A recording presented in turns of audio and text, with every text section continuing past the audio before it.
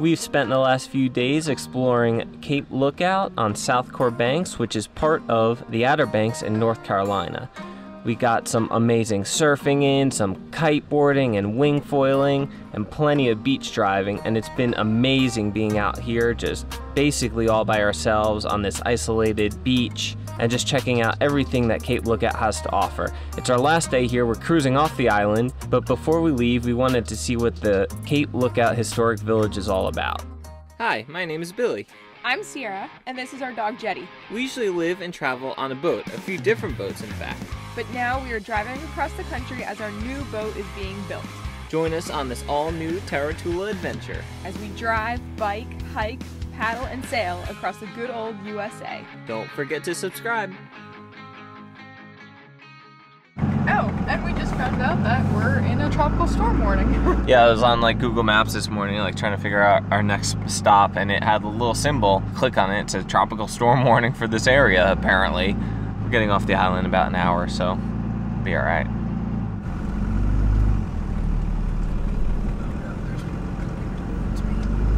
So they'll pull off to the right, hopefully. Yep.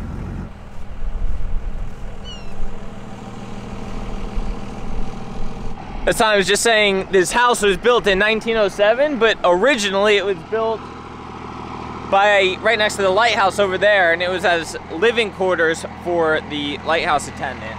And I guess they moved it at some point. The historic district of Cape Lookout includes the light station, the former Cape Lookout life-saving station, the decommissioned Cape Lookout Coast Guard station, and the remains of World War II Army Coastal Defense Complex, as well as several former fishing cottages and vacation homes.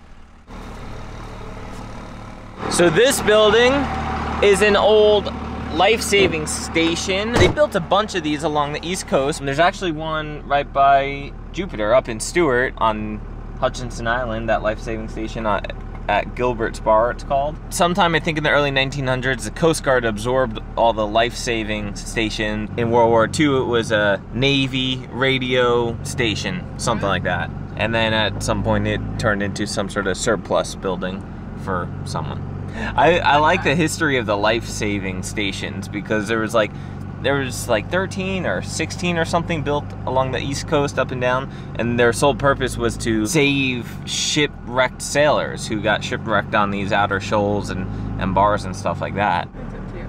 Life of a boathouse. All right, that's a boathouse, people. How does it feel driving the rig? Beefy. She feels beefy. What's this? What does that say? Times changed, the job didn't.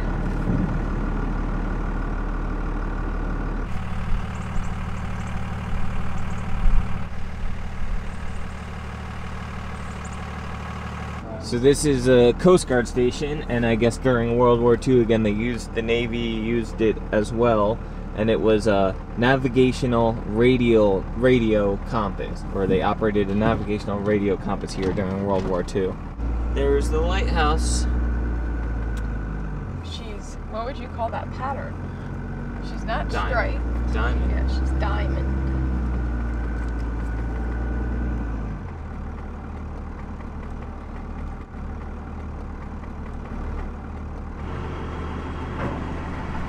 They squeezed us on this ferry. We are packed solid, and they're like inching us up by the inch. And he was saying the tide is super low. I mean, look at it. He was saying he's never seen some of these areas exposed like they are right now. So it sounded like he was hoping we'd make it out. So hopefully we do. Uh-oh. We'll make it. If we bump, we're used to it. Use the bathroom, please. Stay with me. All the water we can get. I like this guy. He's fun. Yeah, he's super cool.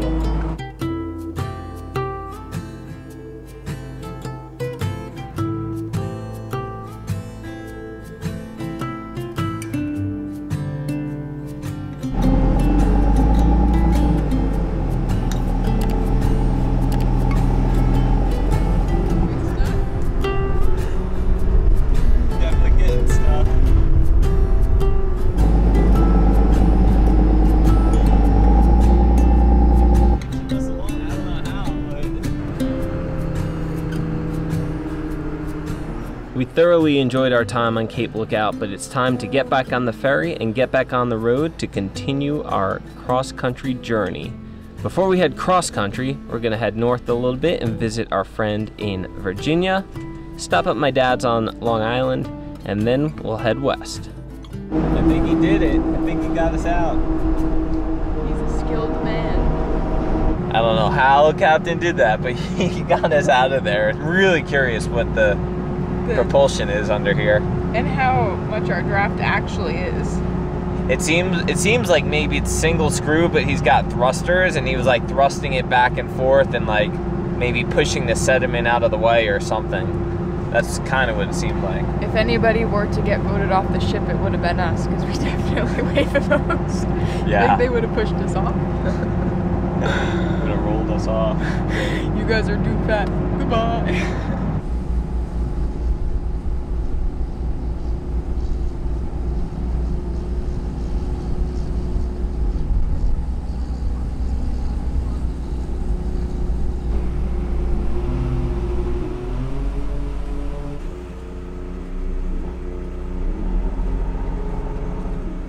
Good job there, Captain. Appreciate it.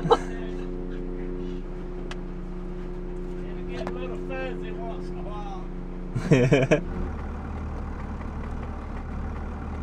We made it back to Land. dry land, the mainland.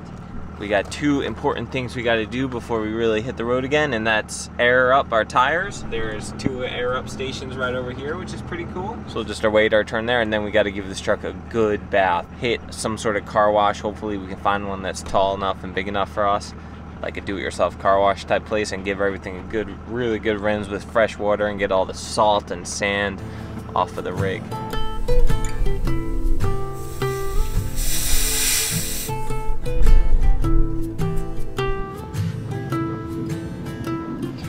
Okay, we found a self-serve car wash that just happens to be 6 inches taller than we need, so we fit absolutely perfectly, and now we're giving the truck and the bikes and the boards and everything a very good scrub down.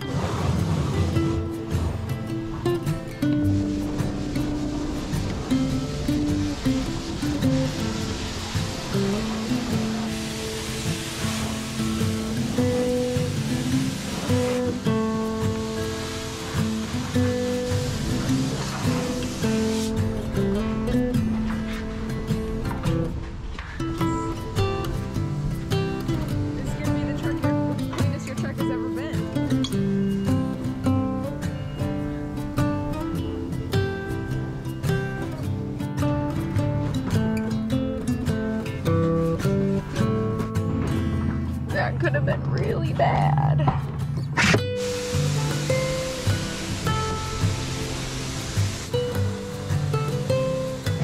Shouldn't be doing this in a bikini for a thumbnail.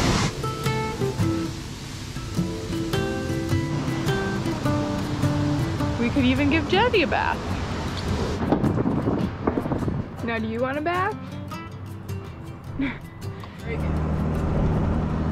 Alright, you guys, as we continue our road trip up north, up the East Coast, we are stopping and seeing a few of our friends. We're in Virginia right now, and if you follow along on the channel pretty closely, you saw that we were here at the same exact spot last year. It's a place called Lake Anna.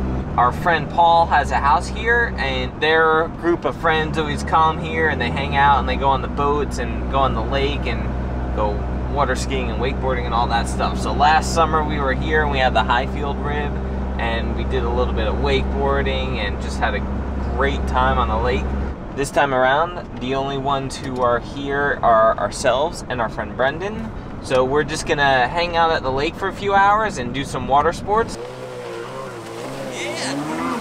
What's up, man? And we'll camp for a couple days and just hang out with them and maybe do some more water stuff over there. Have you ridden one of these? I rode one once, wasn't it yours? Like years ago? Oh yeah, on Fire Island. Yeah, Was that a red one or a white one? I think it was red. In the river, maybe? Yeah, that was a 87 550. This is a 96 720. Wow. 701. I forget, but So, it's fun. so it's bigger and newer. Bigger, newer, and it's got all the mods like hull extensions, and it's It's got these little guys in here help you grab. Uh-huh. The old one used to slide around a lot. This thing, you can like go 20 miles an hour around that buoy. Whoa. Just like a 90 to 180. Do they still make these? They just stopped, so these are premium now. Really? Yeah, they still make them, but they make them as 4-strokes, and they sell them as like being more stable and this and that, which is the opposite of the sport. So Dude. it's a sport. It's not like a sit down. There's a bunch of guys on the lake. There's like 4 or 5 guys that have these, and they set up a slalom course with buoys. And do they race or they just do time trial? I hope it's time trials. I don't want to crash into anybody. So take it off before I try to start it, right? Yeah. It's gonna go when you start it. Oh my goodness. You just gotta lay in the water. Oh, you got to do it in the water. Yeah. Okay. Do the lanyard. Yeah.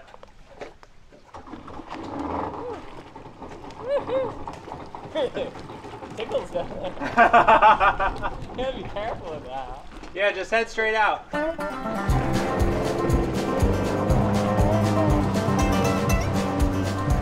like kneeboarding, how you get up. Yeah.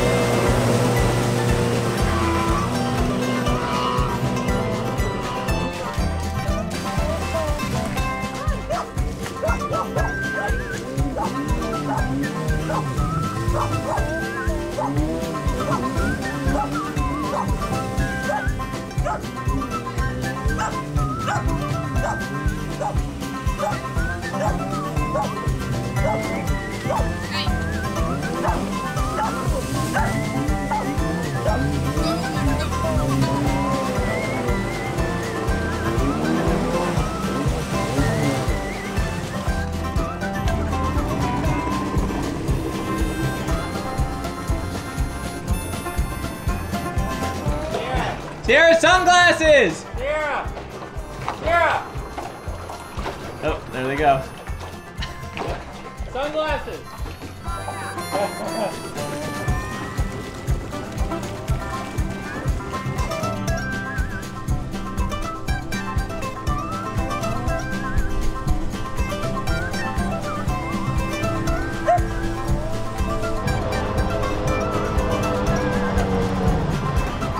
Woo!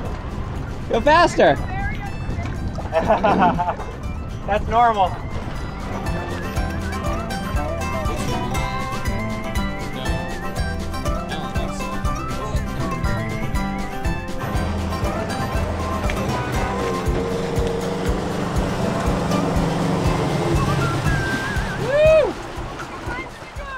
You look like you belong in the 90s as an adult. Yeah. Like turning.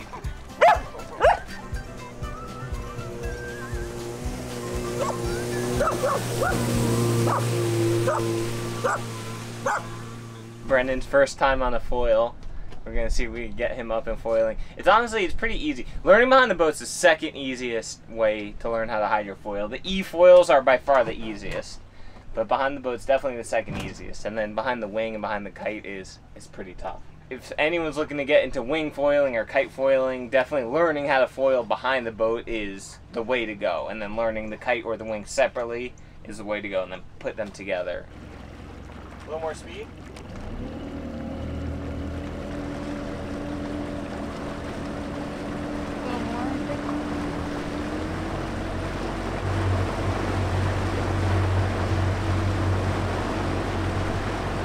Push down, push down!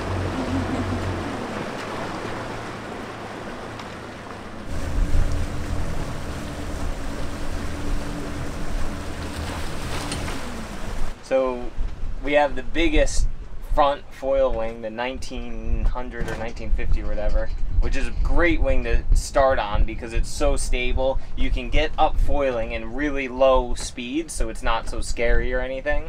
And when you do get up and foiling, it's nice and stable. It's a smaller board, but it's not too small. It's like bigger than a surfboard, so like with just a little bit of boat speed, you're able to stand on that board and get kind of comfortable. Yeah, push that front down a little.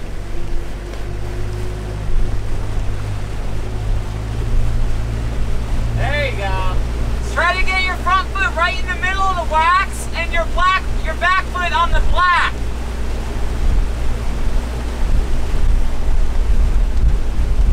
Lean forward, lean forward. Forward, forward, forward. That black pad. That's a good spot for it. And then just a stable stance. And when you shift your weight forward, like when that nose starts to come up, like as soon as you see that, again, when you shift your weight forward, get your chest over your front leg. Like don't just try to lean, try to pull your chest over your front leg. This is the time. 5th time's a charm.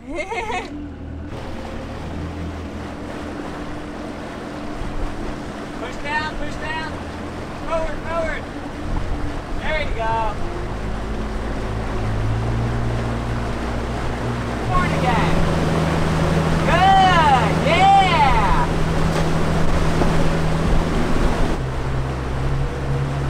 Push down. Woo. Go back and then push it forward. Good. Back a little, then push it right back down.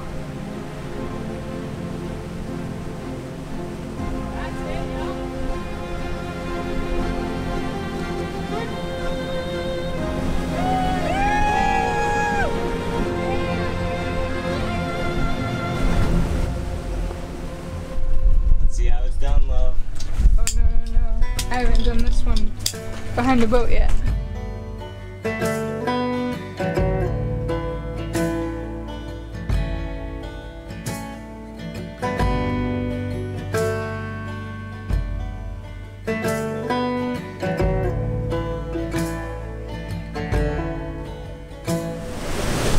For the most part, there's no correcting it. It's just like you're off. Yeah. Why is this so much easier than the wing? Because it's a whole, you don't have to worry about the other thing.